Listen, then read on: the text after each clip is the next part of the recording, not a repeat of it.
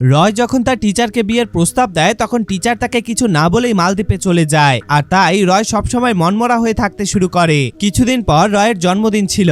ওই দিন তার টিচার ক্রিস্টি তাকে ফোন করে জন্মদিনের শুভেচ্ছা জানায়। সে রয়কে বলে, আমি তোমার জন্য একটা গিফট পাঠিয়েছি, তুমি লাইব্রেরির পাশে যাও। রয় সেখানে গিয়ে দেখে টিচার নিজেই তার জন্য গিফট নিয়ে এসেছে। ক্রিস্টিকে দেখে রয় অনেক খুশি হয়ে যায় এবং তাকে নিজের গ্রামের বাড়িতে নিয়ে যায়। বাড়িতে গিয়ে ক্রিস্টি রয়ের দিকে একটি গিফট এগিয়ে দেয়, কিন্তু রয় সেই গিফটই নেয় না। সে তাকে বলে, তুমি কি আমাকে একটি গিফট দিতে পারবে?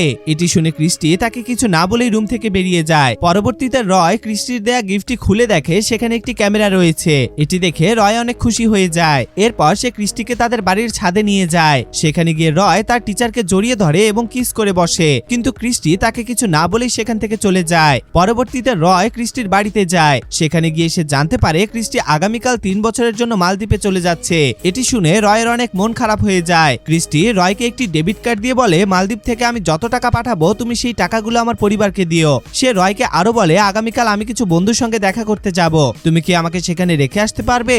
এতে রয় রাজি হয়ে যায়। পরের দিন রয় বাইকে তার টিচারকে বন্ধুদের কাছে নিয়ে গেলে টিচার তাকে বলে, তুমি এখানেই থাকো, আমি বিকেল 5টার মধ্যে ফিরে আসবো। এটি বলে ক্রিস্টি তার এক ছেলে বন্ধুর গাড়িতে উঠে চলে যায়। এটা দেখে রয়ের অনেক মন খারাপ হয়। সে বিকেল 5টা পর্যন্ত সেখানে অপেক্ষা করে। পরবর্তীতে ক্রিস্টি ফিরে আসলে রয় তার উপর রাগারাগি করতে থাকে, আর এক পর্যায়ে ক্রিস্টিও রয়ের উপরে রেগে গিয়ে বাসে উঠে চলে যায়। কিছুদিন পর যখন ক্রিস্টি মালদ্বীপ চলে যাচ্ছিল তখন রয় তাদের বাড়িতে যায়, কিন্তু ক্রিস্টি তার সঙ্গে কথা না বলেই চলে যায়। এরপর থেকে রয় ক্রিস্টিকে দেখতে না পেয়ে অস্থির হয়ে পড়ে। একদিন রয় সিদ্ধান্ত নেয় সে মালদ্বীপে যাবে, তাই সে এক পরিচিত লোকের কাছে যায় কাগজপত্র রেডি করার জন্য। কিন্তু সেখানে সে জানতে পারে মালদ্বীপে যেতে অনেক টাকার প্রয়োজন। এত টাকা না থাকায় সে বাধ্য হয়ে আশা ছেড়ে দেয়। কিছুদিন পর ক্রিস্টির ভাই রয়কে ফোন দিয়ে বলে আগামী সপ্তাহে তার বিয়ে, তাই ক্রিস্টিও কয়েকদিনের জন্য আসবে।